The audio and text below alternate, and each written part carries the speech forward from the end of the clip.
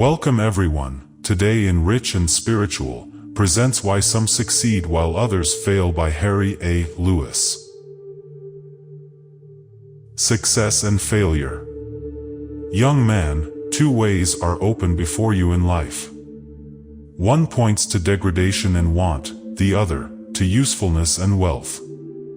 In the old Grecian races, one only, by any possible means, could gain the prize. But in the momentous race of human life there is no limiting of the prize to one. No one is debarred from competing, all may succeed, provided the right methods are followed. Life is not a lottery. Its prizes are not distributed by chance. There can hardly be a greater folly, not to say presumption, than that of so many young men and women who, on setting out in life, conclude that it is no use to mark out for themselves a course, and then set themselves with strenuous effort to attain some worthy end, who conclude, therefore, to commit themselves blindly to the current of circumstances. Is it anything surprising that those who aim at nothing, accomplish nothing in life? No better result could reasonably be expected. 20 clerks in a store, 20 apprentices in a shipyard, 20 young men in a city or village, all want to get on in the world, most of them expect to succeed. One of the clerks will become a partner, and make a fortune, one of the young men will find his calling and succeed. But what of the other 19? They will fail, and miserably fail, some of them. They expect to succeed, but they aim at nothing, content to live for the day only, consequently, little effort is put forth, and they reap a reward accordingly. Luck. There is no luck about it. The thing is almost as certain as the rule of 3. The young man who will distance his competitors is he who will master his business, who lives within his income, saving his spare money, who preserves his reputation, who devotes his leisure hours to the acquisition of knowledge, and who cultivates a pleasing manner, thus gaining friends. We hear a great deal about luck. If a man succeeds finely in business, he is said to have good luck. He may have labored for years with this one object in view, bending every energy to attain it. He may have denied himself many things, and his seemingly sudden success may be the result of years of hard work, but the world looks in and says, "He is lucky." Another man plunges into some hothouse scheme and loses, he is unlucky. Another man's nose is perpetually on the grindstone, he also has bad luck. No matter if he follows inclination rather than judgment, if he fails, as he might know he would did he but exercise 1/2 the judgment he does possess, yet he is never willing to ascribe the failure to himself, he invariably ascribes it to bad luck, or blames someone else. Luck. There is no such factor in the race for success.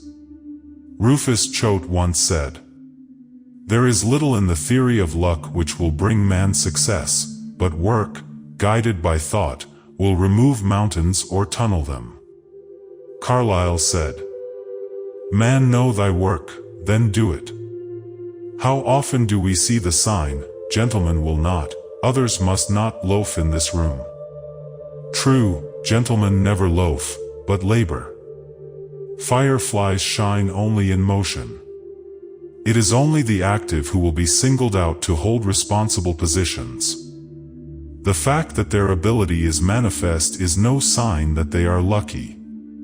Thiers, of France, was once complimented thus, "It is marvelous, Mr. President, how you deliver long improvised speeches about which you have not had time to reflect." His reply was, "You are not paying me a compliment. It is criminal in a statesman to improvise speeches on public affairs. Those speeches I have been 50 years preparing." Daniel Webster's notable reply to Hayne was the result of years of study on the problem of state rights. Professor Maury once told the following story. A few years ago a young man went into a cotton factory, and spent a year in the card room. He then devoted another year to learning how to spin, still another how to weave. He boarded with a weaver, and was often asking questions. Of course, he picked up all kinds of knowledge. He was educating himself in a good school, and was destined to graduate high in his class. He became superintendent of a small mill at $1,500 a year.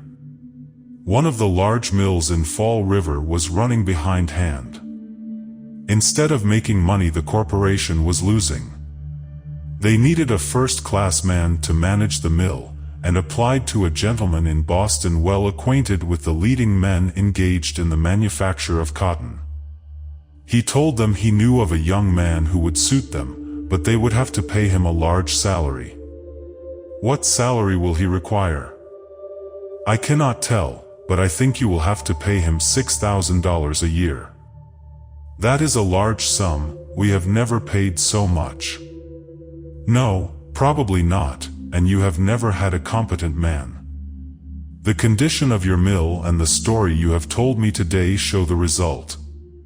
I do not think he would go for less, but I will advise him to accept if you offer him that salary." The salary was offered, the man accepted, and he saved nearly 40% of the cost of making the goods the first year. Soon he had a call from one of the largest corporations in New England, at a salary of $10,000 per year. He had been with this company but 1 year, when he was offered another place at $15,000 per year. Now some will say, "Well, he was lucky, this gentleman was a friend who helped him to a fat place." My dear reader, with such we have little patience. It is evident that this young man was determined to succeed from the first. He mastered his business, taking time and going thorough. When once the business was mastered, his light began to shine. Possibly the gentleman helped him to a higher salary than he might have accepted, but it is also evident that his ability was manifest. The gentleman knew whereof he spoke. The old proverb that "circumstances make men" is simply a wolf in wool.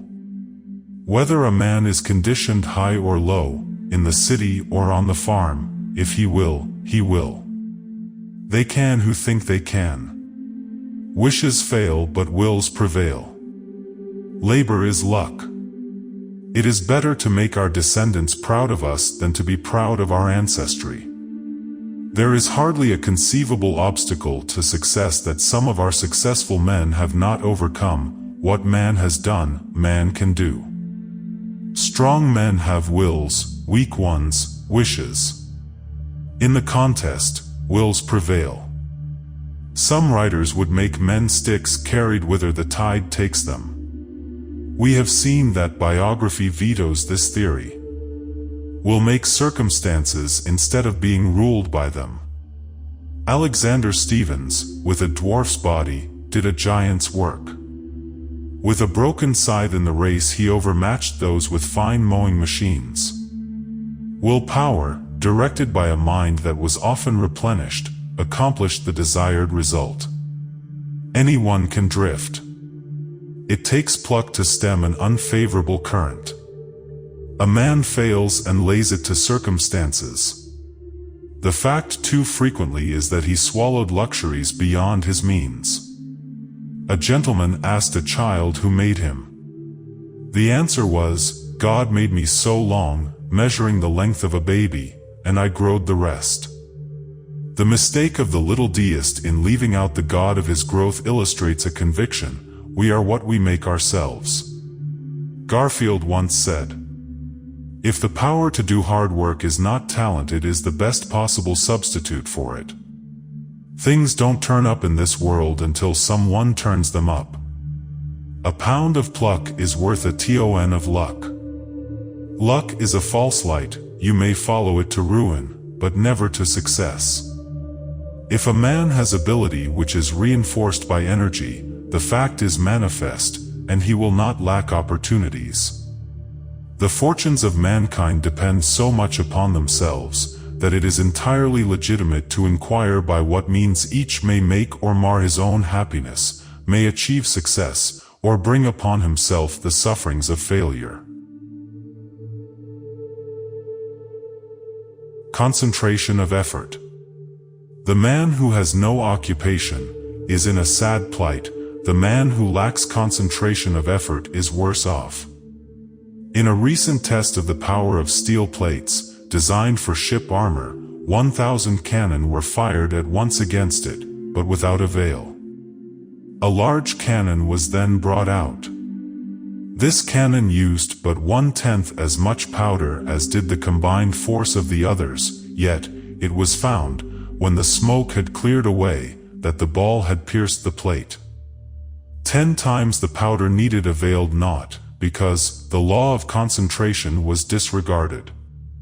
One of the essential requisites to success is concentration. Every young man, therefore, should early ascertain his strong faculties, and discern, if possible, his especial fitness for any calling which he may choose. A man may have the most dazzling talents, but if his energies are scattered he will accomplish nothing. Emerson says, "A man is like a bit of Labrador spar, which has no luster as you turn it in your hand, until you come to a particular angle, then it shows deep and beautiful colors."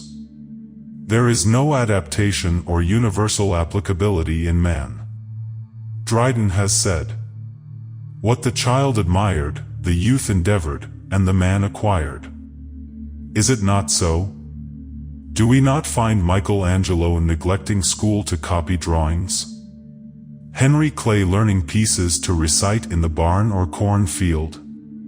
Yet, as Goethe says, we should guard against a talent which we cannot hope to practice in perfection.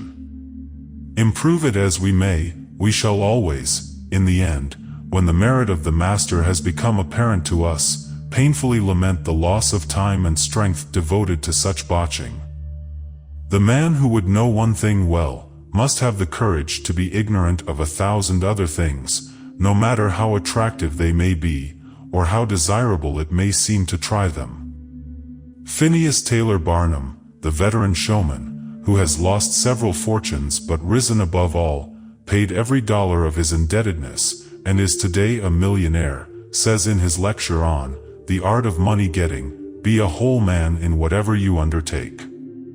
This wholeness is just what distinguishes the shabby, blundering mechanic from the splendid workman. In earlier times, when our country was new, there might have been a chance for the man who gave only one corner of his brain to his chosen calling, but in these days of keen competition it demands the most thorough knowledge of the business, and the most earnest application to bring success. Stick to your business, and you may be sure that your business will stick to you. It is this directing your whole mind and energies at one point that brings success. The first thing a young man should do after selecting his vocation is to become thoroughly satisfied with his choice. He must be thoroughly satisfied or he is defeated at the start. In arriving at this decision he must bear in mind that if he would find a calling in which all will be sunshine, where the clouds never darken the pathway, he must look in some other world for that calling. On earth there are no such callings to be found. When we see Spurgeon, the great London preacher, swaying the multitudes, we possibly do not remember the time when, as a poor boy of but 18, he begins preaching on the street corners to a shabby crowd. We would possibly be willing to partake of the fame that he may now enjoy, but might object to the pastoral visiting he is obliged to do each week. We would not object to the fame of Webster, of Calhoun, or of Clay, but we might think it tedious to work night after night to obtain the knowledge which brought this fame. Ah! How many of us would, Peter, out in a short time? When one is satisfied with his calling he must work at it, if need be, day and night, early and late, in season and out of season, never deferring for a single hour that which can now be done. The old proverb, "What is worth doing at all is worth doing well," was never truer than it is today. A certain class are clamoring for a division of the national wealth. They are like the worthless vagabond who said to the rich man, "I have discovered that there is money enough in the world for all of us if it was equally divided. This must be done, and we shall all be happy together." "But," replied the rich man, "if everybody was like you, it would be spent in 2 months, and what would we then do?" "Oh, divide again, keep dividing, of course." And yet a very considerable number of people think this is the solution of the labor problem. The point is, we must distinguish the dividing line between the rights of property and the wrongs of oppression. Either extreme is fatal. Education is surely the solution of the labor question. Listen, our country is the freest, the grandest, the best governed of any nation on earth, yet we spend yearly $900 million for drink, and only $85 million for education. Thus, while $1 tends to education and wealth, over $10 is used to bring ignorance, degradation, and want. Over 10 times the influence for evil that there is for good. Where is the remedy? Let Congress, which is supposed to control our interests, legislate against ignorance and for education. Suppose that 900 millions were yearly used to educate deserving young men and women in colleges, inaugurated into a fresh air fund for the children in our large cities who have never been under its ennobling influence, but who, on the contrary, have never seen aught but vice and degradation. 900 millions in 1 year. 9,000 millions in 10 years. How many thousands of young men could go through college if aided each, $100 per year? If it were wholly devoted to this purpose, 9 million young people could be helped through college in 4 years. In 10 years there would be 18 or 20 million college graduates from this source alone. What would be the result? Suppose again that the money was devoted to building tenement houses that would be fit for human beings to live in. Look at the wonderful good that could be done. I am not desirous of giving here a dry temperance lecture, but the object of this work is to aid others to success, and if vice and drink were removed there would be but little need for further advice. Ah! There lies the root of the evil.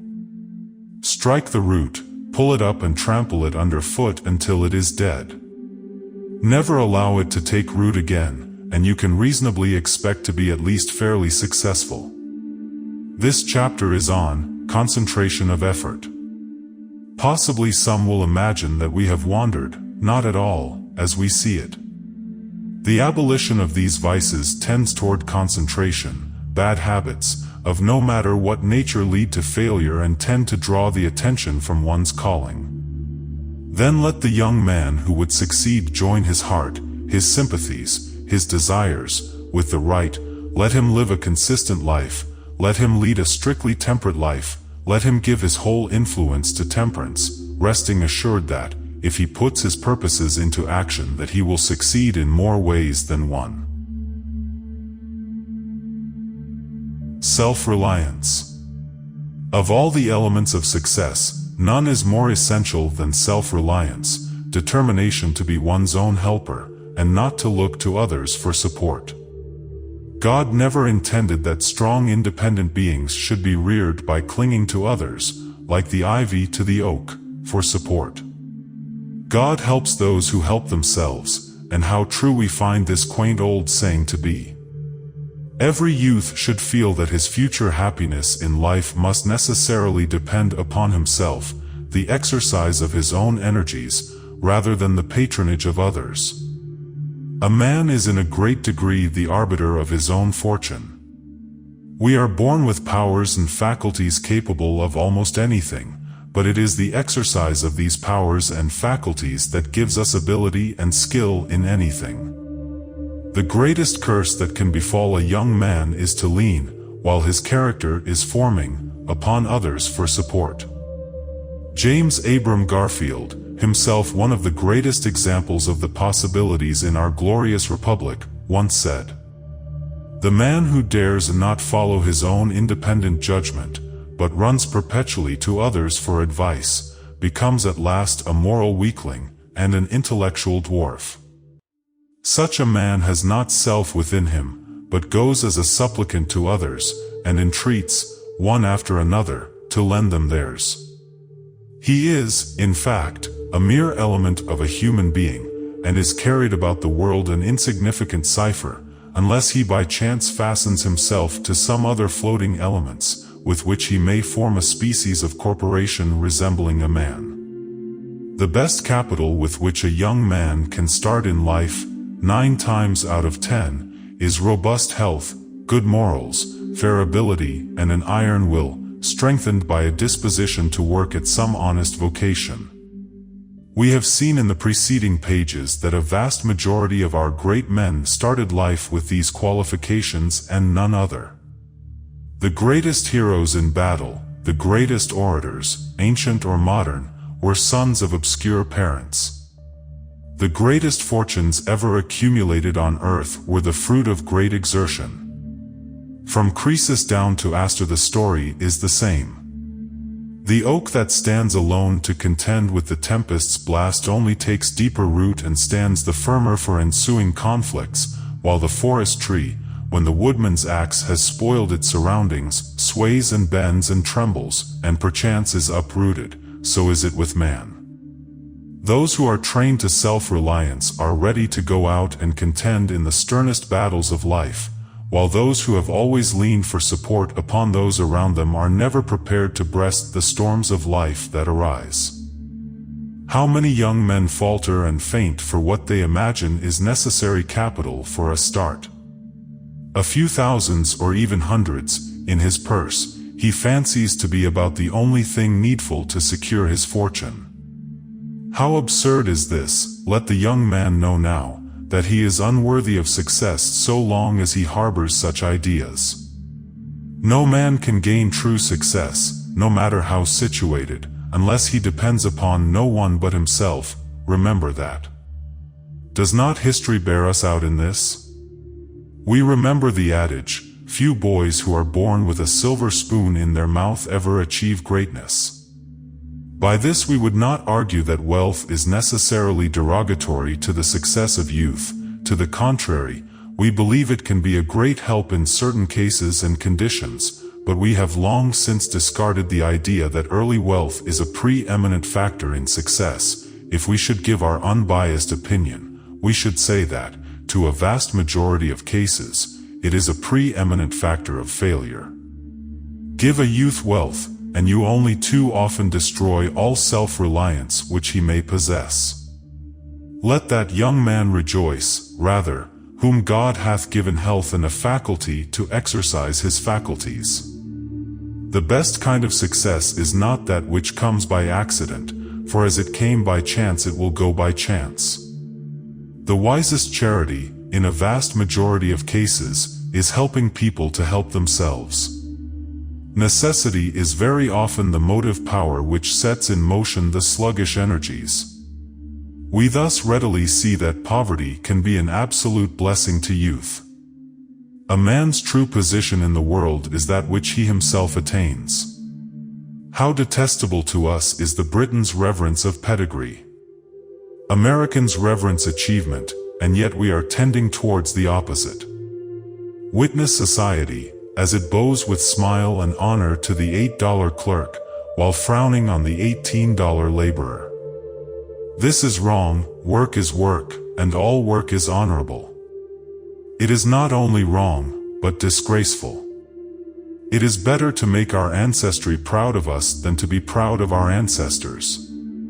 He is a man for what he does, not for what his father or his friends have done. If they have given him a position, the greater is his shame for sinking beneath that position. The person who is above labor or despises the laborer is himself one of the most despicable creatures on God's earth. He not only displays a dull intelligence of those nobler inspirations with which God has endowed us, but he even shows a lack of plain common sense. The noblest thing in this world is work. Wise labor brings order out of chaos, it builds cities, it distinguishes barbarism from civilization, it brings success. No man has a right to a fortune, he has no right to expect success, unless he is willing to work for it. A brother of the great orator, Edmund Burke, after listening to one of those eloquent appeals in Parliament, being noticed as employed in deep thought, was asked of whom he was musing. He replied, "I have been wondering how Ned contrived to monopolize all the talent in the family, but I remember that all through childhood, while we were at play, he was at study." Ah, that's it. The education, moral or intellectual, must be chiefly his own work. Education is education, no matter how obtained. We do not wish to be understood as depreciating the usefulness of colleges, not at all. But a mere college diploma will avail a young man but little. As before stated, education, no matter how obtained, is equally valuable. Study like that of Webster and Greeley, by New Hampshire pine knots, and that of Thurlow Weed before the Sap House fire, is just as valuable, when once obtained, as if it had the sanction of some college president. The world will only ask, what can he do? And will not care a fig for any college certificate. The point is, if a young man be not endowed by self-reliance and a firm determination, colleges will avail him nothing, but if he have these, colleges will push him wonderfully. Nevertheless, colleges are not essential to success. An educated idiot will never make a statesman. It is said that when John Calhoun was attending Yale College, he was ridiculed for his intense application to his studies. He replied, "Why, sir, I am forced to make the most of my time, that I may acquit myself creditably when in Congress." A laugh followed which roused his Southern blood, and he exclaimed, "Do you doubt it? I assure you that if I was not convinced of my ability to reach the national capital as a representative within 3 years from my graduation, I would leave college this very day."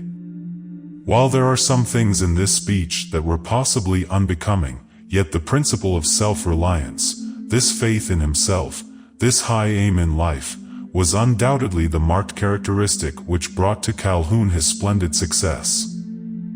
No young man will ever succeed who will not cultivate a thinking mind. If he is not original in aims and purposes, he will not succeed. Witness the attempt of others to continue the business of Stuart. They had not only his experience, but the benefit of his great wealth. He succeeded without either. They failed with both. He was obliged to establish a business. They had the benefit of his great patronage. It has been said that a lawyer cannot be a merchant. Why? While a lawyer he thinks for himself, when a merchant he allows others to think for him. A certain great manufacturer made kid gloves his specialty, and so well did he succeed that today his trademark imports to manufactured rat skins a value incommunicable by any other talisman. It is a poor kind of enterprise which thus depends upon the judgment of others. What can be more absurd than for a man to hope to rank as a thundering Jupiter when he borrows all his thunder? Remember that the world only crowns him as truly great who has won for himself that greatness.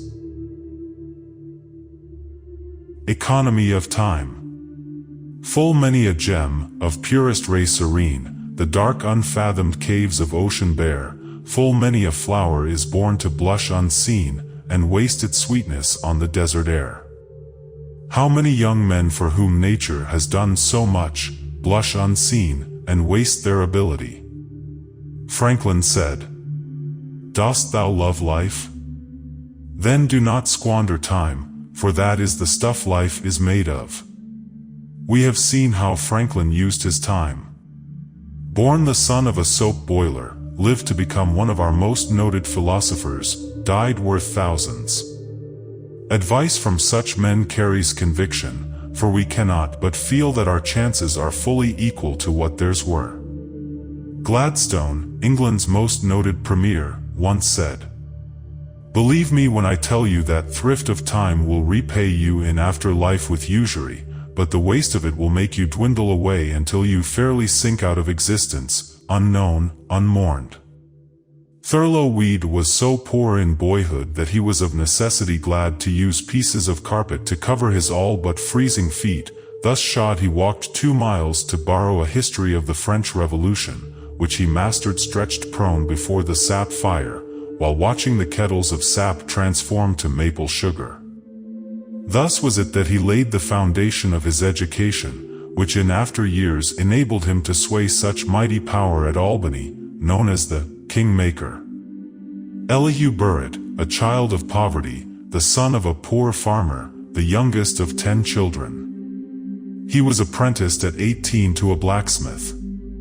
He wanted to become a scholar and bought some Greek and Latin works, carrying them in his pocket and studying as he worked at the anvil. From these he went to Spanish, Italian, and French. He always had his book near him and improved every spare moment. He studied 7 languages in 1 single year. Then he taught school 1 year, but his health failing, he went into the grocery business. Soon what money he had was swept away by losses. Here we see him at 27, life seemingly a failure. Alas! How many would have given up? He left New Britain, his native town, walked to Boston, and from there to Worcester, where he once more engaged himself at his trade. His failure in business turns his attention once more to study. He now is convinced as to the proper course to pursue, his aim is fixed, and he now sets himself strenuously about the accomplishment of his purpose. At 30 years of age he is master of every language of Europe, and is turning his attention to those of Asia, such as Hebrew, Syriac, Chaldaic. He is offered by a wealthy gentleman a course in Harvard University, but prefers to work with his hands while he studies. He now begins to lecture, and everybody is eager to hear the learned blacksmith. After a very successful tour he returns to the anvil. After this he visits Europe, becomes the warm friend of John Bright and other eminent men, writes books, lectures, edits newspapers, builds a church and holds meetings himself. He said, "It is not genius that wins, but hard work and a pure life." He chose the best associates only, believing that a boy's companions have much to do with his success in life. At 68 he died, honored by 2 hemispheres.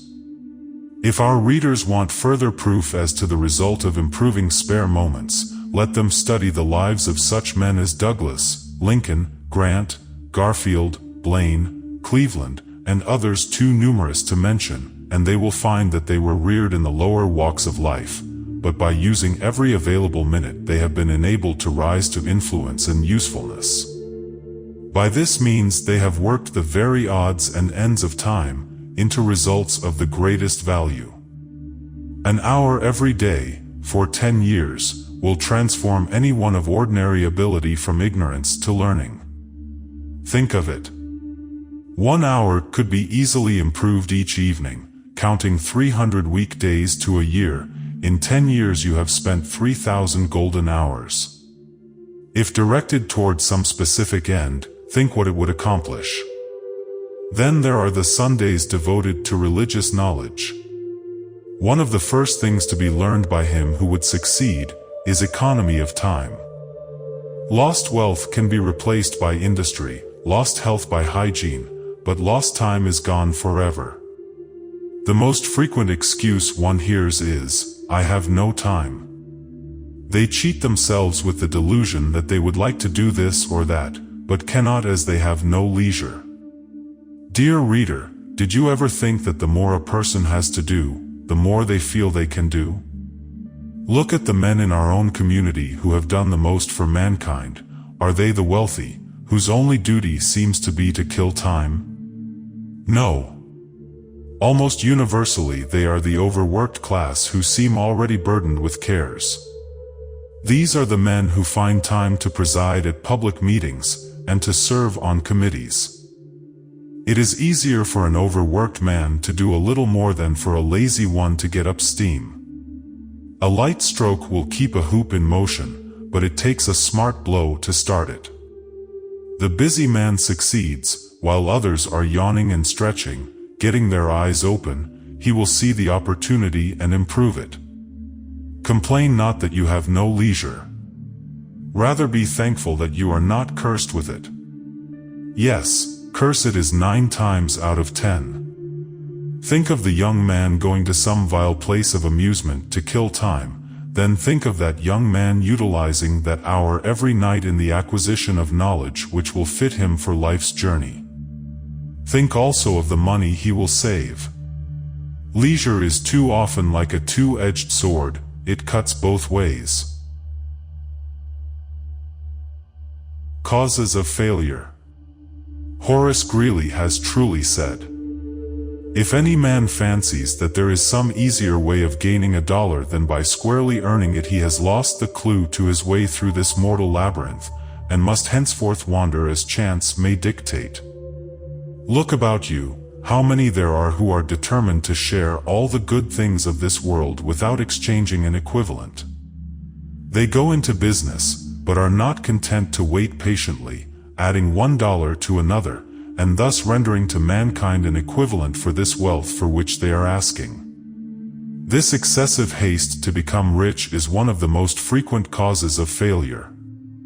When a young man has decided to work with a will, and to accumulate every dollar he legitimately can, he has made a long stride toward success. We do not deprecate a desire to be someone in the world, but we do most emphatically frown upon the desire to get wealth by speculation or illicit means. We most earnestly advise all young men to choose a calling, become thoroughly master of that calling, then pursue that vocation to success, avoiding all outside operations. Another man who has dealt in stocks all his life may be able to succeed, but your business is to stick to your vocation until, if necessary, you fairly wring success from it. Moses Taylor was a successful merchant. He had long deposited with the city bank, and was finally made its president. The late Commodore Vanderbilt often tried to induce him to enter into his grand speculations, but of no avail. At last the crash of '57 came. The bankers called a meeting to discuss the situation. One bank after another reported drafts of from 60 to even 90% of their specie. When Mr. Taylor was called, he replied, "The city bank contained this morning $400,000, tonight we had $480,000. This was the kind of a bank president such principles made him. Hardly anything is more fatal to success than a desire to become suddenly rich. A businessman now counts his wealth by the thousands, but he sees a grand chance to speculate. This is a little risky, of course, but then the old adage, never venture, never have.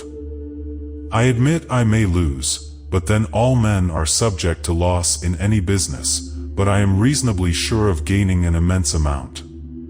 Why? What would folks think? I would be a millionaire. I would do so and so." Thus he indulges in this sort of reasoning, goes into a business of which he knows nothing and loses all. Why wouldn't he? Men who have made a study of that business for years, and who have amassed a fortune in it, are daily becoming bankrupt. What an idiot a man makes of himself when he leaves a calling in which he has been eminently successful to embark in a calling which is, at best, uncertain, and of which he knows nothing. Once for all, let me admonish you, if you would succeed, never enter outside operations, especially if they be of a speculative nature. Select a calling, and if you stick to your calling will stick to you. Frequent changes of business is another cause of failure, but we have treated this subject quite thoroughly elsewhere in this work. Therefore it seems to us that to add more here would be superfluous. True it is that some men have succeeded who have seemingly drifted about. Dr. Adam Clark has said, "The old adage about too many irons in the fire conveys an abominable lie. Keep them all a-going, poker, tongs and all. But Dr. Clark seems to forget that the most of the people who try to follow his advice either burn their fingers or find their irons cooling faster than they can use them. We cannot all be Clarks if we try, and to follow this method the most of us will fail, but we can, by following one line of procedure, at last bring success. Extravagance of living is another prolific cause of bankruptcy. A man imagines that by hiring a horse and driving in the park he will show people that he is as good as the neighbor who drives his own horse. He deludes himself with the idea that this sort of extravagance will, in the eyes of his fellow men, place him on an equal footing with millionaires. Dr. Franklin has truly said, "It is not our own eyes, but other people's, that ruin us." It has been said that the merchant who could live on $500 a year 50 years ago now requires $5,000. In living, avoid a penny wise and pound foolish custom. A man may think he knows all about economy and yet be ignorant of its first principles. For instance, a businessman may save every imaginable piece of writing paper, using all the dirty envelopes that come in his way. This he does instead of using a neat letterhead and clean paper, at a slight additional cost, and vast gain in the influence which such a letter carries over the other.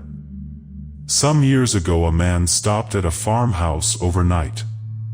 After tea he much desired to read, but found it impossible from the insufficient light of one candle.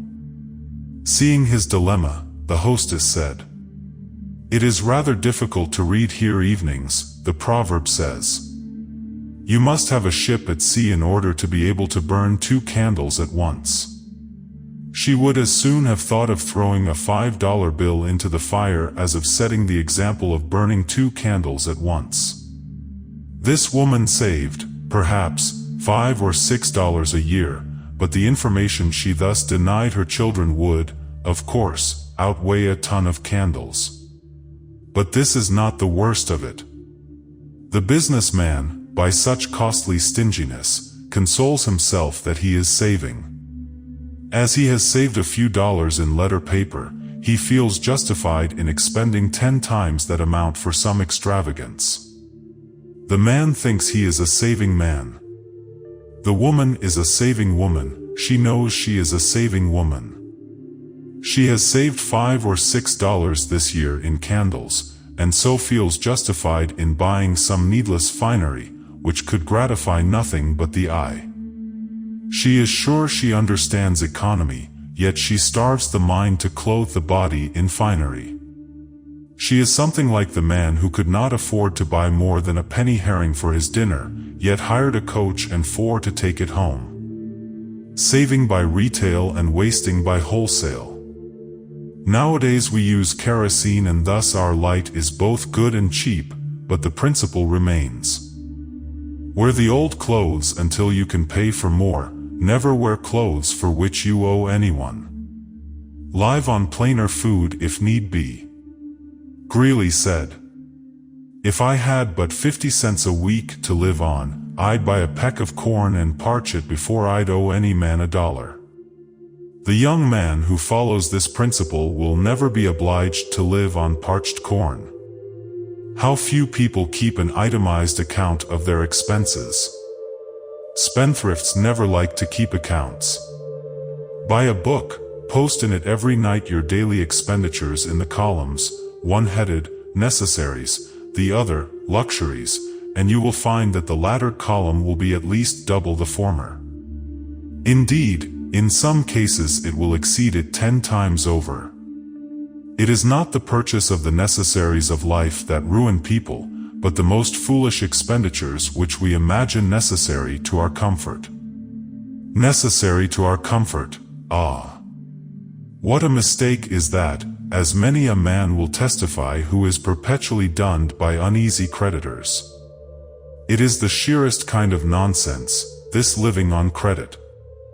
It is wicked. Yet a gentleman recently told the writer that he personally knew a clergyman who had been preaching for years on a salary exceeding $700 per year, and of late on $1,200 per year, yet, this man of the gospel today owes his college debts. A man loaned him money to go through school, and he has never been able to repay that money, although he has practiced the most rigid economy stuff. This man knows nothing of the first principles of economy. In my opinion, there are many clergymen who will have to answer for the sin of extravagance. There are many more who will have to answer for the sin of slothfulness. The Bible says, 6 days shalt thou labor and do all thy work. There is a part of the commandments too often skipped flippantly over. Many a clergyman would be horrified if asked to do any labor on the seventh day, but would be equally horrified if accused of sinning by attending to a foreign business, thereby neglecting to do all his labor during the 6 other days. God gives us ample time to do our work, and it is a sin to leave any of it undone. God expects a man to choose some calling, and he also expects that man to master that calling, and he expects him to do his utmost to excel in that calling. No clergyman can spend 4 days out of a week in some foreign work, and in the 2 remaining days thoroughly prepare himself for the Sabbath work. For 2 reasons. One is, he disregards the law of concentration, divides his mind and thoughts, hence, loses force and influence. The other, that God does not approve of other than our best effort. This preacher will occupy 1 hour in preaching a 25-minute discourse, and then complain because people are not interested in his sermons. We do not justify Sabbath breaking, nor a lack of religious interest, but the preacher who is unwilling to take any responsibility upon himself for such a state of things is lacking somewhere. We speak of the clergyman simply as illustrative of our idea in this matter. The same rule applies to the lawyer, physician, or merchant, the mechanic, artist, or laborer. If I was a day laborer building a stone wall, I'd study my work and push it so vigorously that I would soon be, if not the best, at least one of the best workmen anywhere to be found. Strive to be an authority. Wasted opportunity, there is the root of thousands of failures. A recent paper states that 9/10 of our young lawyers fail from lack of study. Here is a thought for the clergyman who thinks he should have a better place. Of course there are circumstances to be considered, but the man of determination bends circumstances to his will. A man imagines himself capable of filling a higher place than he does. He imagines himself a Webster, a Lincoln, a Garfield, a Spurgeon, but vainly waits for circumstances to favor his deserved promotion. Look at Spurgeon. Was he picked up bodily and placed in the pulpit he now stands upon? No, but he was full of the Holy Ghost, and without thought of what he deserved began preaching in the street. Was Talmage placed in the tabernacle because he was of real inferiority to other preachers? No, but he was original, he borrowed from no one, he did his best, he fits the notch in which he is placed. Did people get down on their knees to Beecher, begging him to occupy Plymouth Church? They recognized the necessity of concentration, and, although you see them in other fields, at times, still it was not until they had mastered their first undertaking.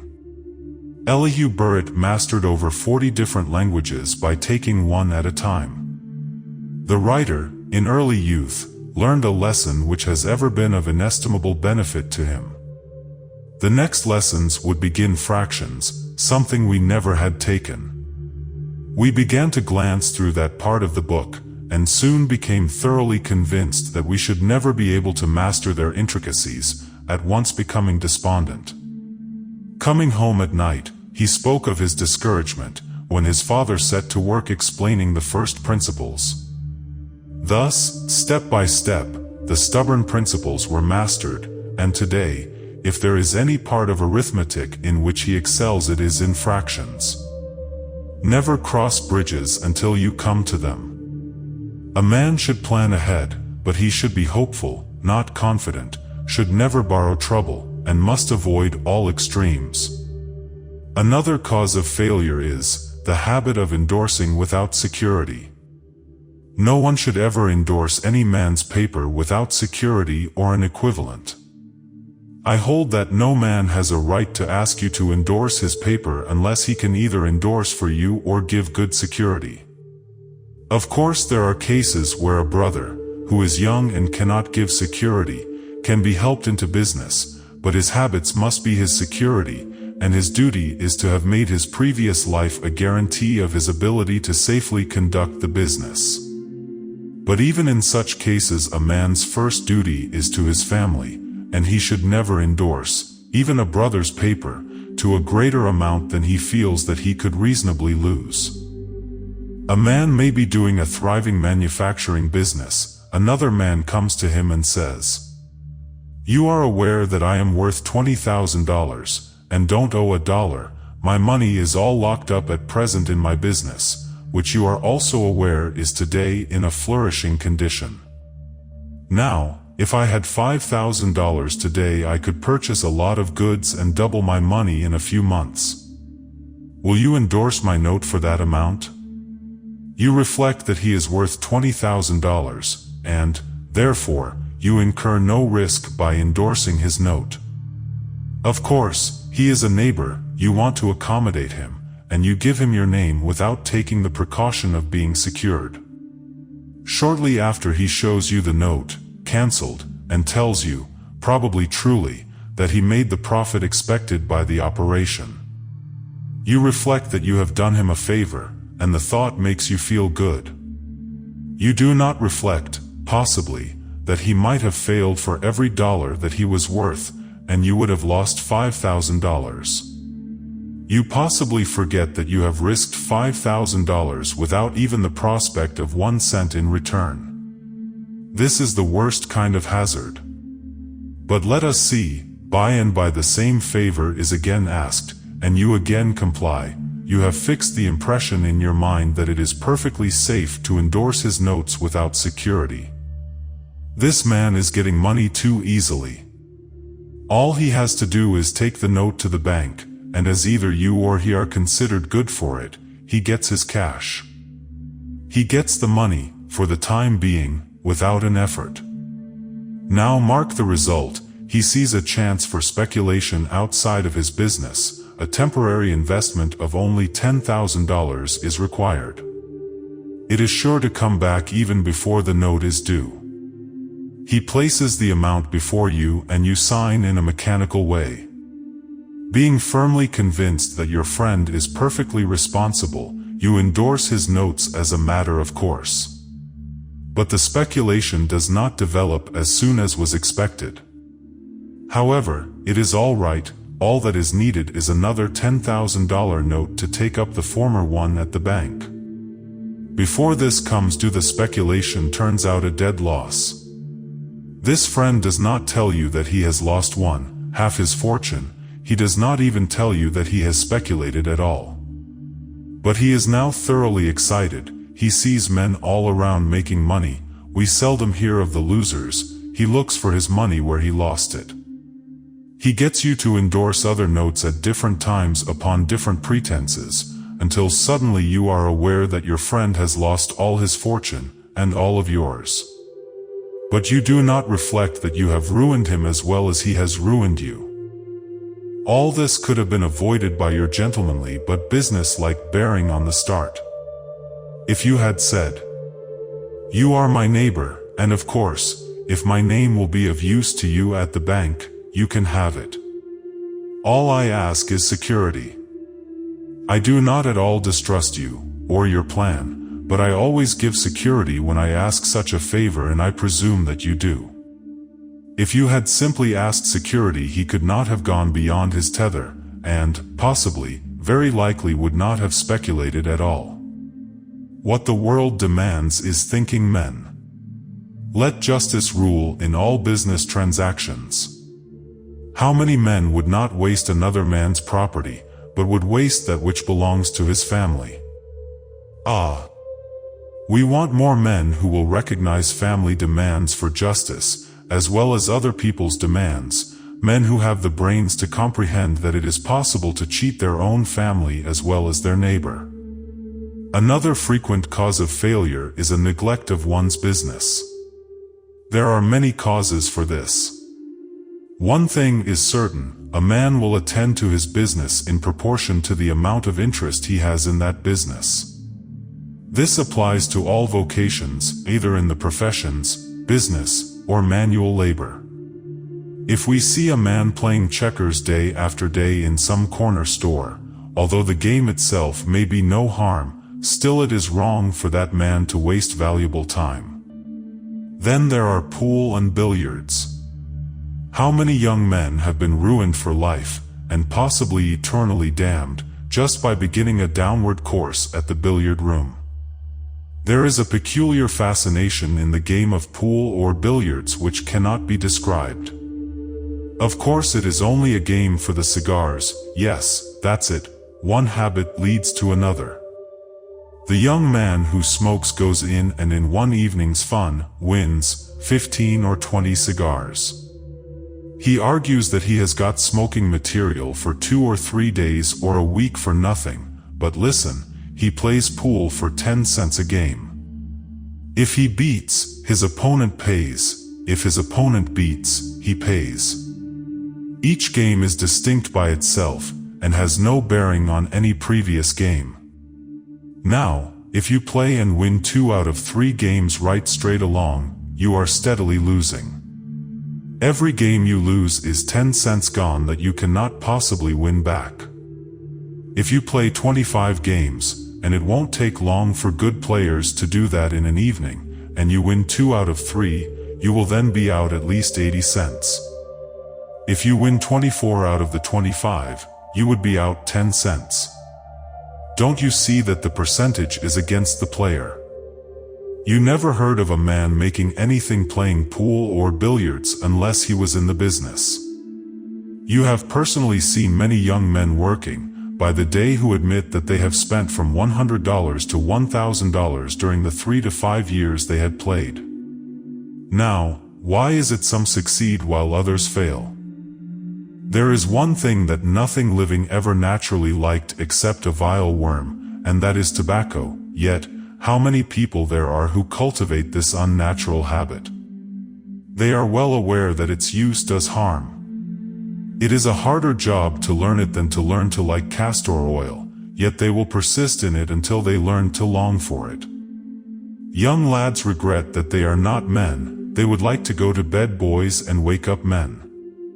Little Charlie and Harry see their fathers or uncles smoke, if not, then they see somebody's father or uncle puffing along the street, taking comfort, and they think that is one of the essentials of being a man. So they get a pipe and fill it with tobacco, and as the parents, instead of persisting until they gain their affections, slowly teaching them to detest wrong, fly to pieces and say, "I will whip you if I see you doing that again." So little Charlie and Harry get out behind the barn and light up. By and by Charlie says, "Do you like it, Harry?" And that lad dolefully replies, "Not very much, it tastes bitter." Presently he turns pale and soon offers up a sacrifice on the altar of fashion. But the boys stick to it, and at last conquer even their appetites, learning to prefer their quid to the most delicious peach. I speak from personal knowledge, for I have seen the time that I never felt prouder than when behind a 5 or 10 cent cigar or meerschaum. But that time is past with me, and I never see a poor clerk going along the street puffing a cigar which he must know he can ill afford to buy, but I think of what a man once said in speaking of a cigar, "It is a roll of tobacco with fire on one end and a fool on the other." One cigar excites the desire for another, hence the habit grows on a person. These remarks apply with tenfold force to the use of intoxicants. No matter how bountifully a man is blessed with intelligence, if the brain is muddled, and his judgment warped by intoxicating drinks, it will simply be impossible for him to succeed, to his utmost bounds, at least. Orators for years have told you of the degradation and want that the social glass brings us to.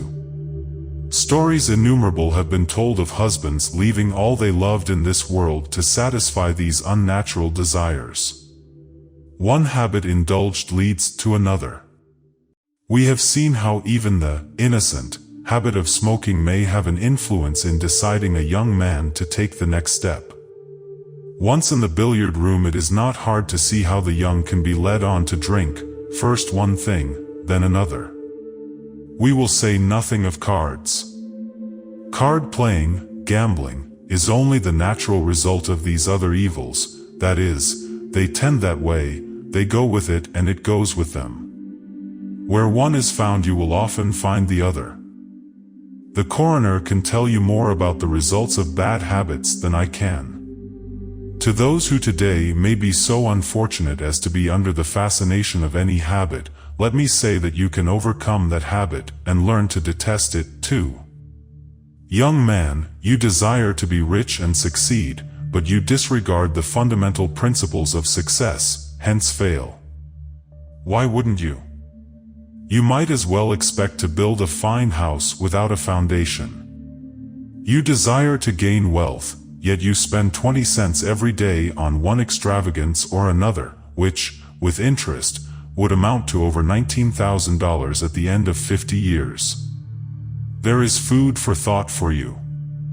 When you again wish to yourself that you were rich, and then take 10 cents out of your pocket in the shape of a cigar, and proceed to burn it up, just let the thought pass through your mind, what a fool I make of myself every day. A man recently told the writer that he spent $1 every day in treating and smoking. He is an ice dealer in New York City, and has done a good business for 30 years.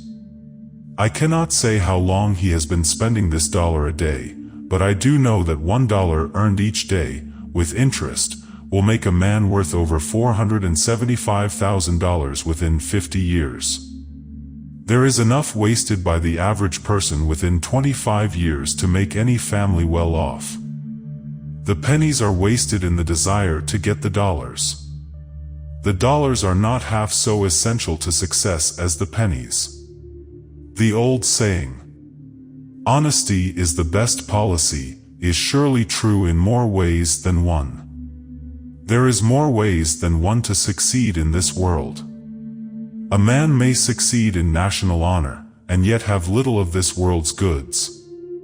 Many a congressman, who has but little money, who sometimes feel the need of money, would not exchange places with a Rothschild. But it is not necessary to be either a Rothschild or a Webster, in order to succeed. It is a question in my mind, whether that man, who has lived wholly for self, is happy, even though he be rich as Croesus or as honored as Demosthenes. Therefore let us not entirely lose sight of the fundamental law of success. Do unto others as you would have them do to you. Put yourself in his place. What is success? It is doing our level best. It is the making the most of our abilities. If we do not do this, we both sin, and lose the goal of earthly happiness. And is it too late? No. For time is a fiction, and limits not fate. Thought alone is eternal. Time thralls it in vain. For the thought that springs upward and yearns to regain the pure source of spirit, there is no too late. The end. You have heard Why Some Succeed While Others Fail by Harry A. Lewis, a creation of Rich and Spiritual.